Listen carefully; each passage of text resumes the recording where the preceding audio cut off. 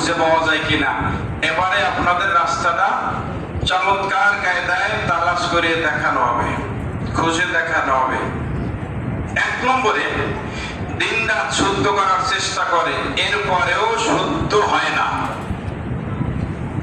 দিন রাত সবসময় শুদ্ধ করার জন্য চেষ্টা করে, এরপরেও শুদ্ধ হয় না, এই ব্যক্তির নামাজ আল্লাহ কি করবেন? কথা কিন্তু বুঝতে হবে, ফাঁকযোগ নাই। দিন রাত কি করে? চেষ্টা করে। কেমন চেষ্টা? সাধ্য চেষ্টা করে শুদ্ধ করার, কিন্তু শুদ্ধ হয় না, এই ব্যক্তির নামাজ হয়ে যাইবে। কয়জন গেল? 2 নম্বরে, যে ব্যক্তি দেশে কোনো আলেম নাই, এই লোকটা এমন জায়গায় আছে যেখানে কোনো আলেমের ব্যবস্থা নাই। থাকতে পারে পৃথিবীতে এমন জায়গা, থাকতেই পারে, এখনো থাকতে পারে।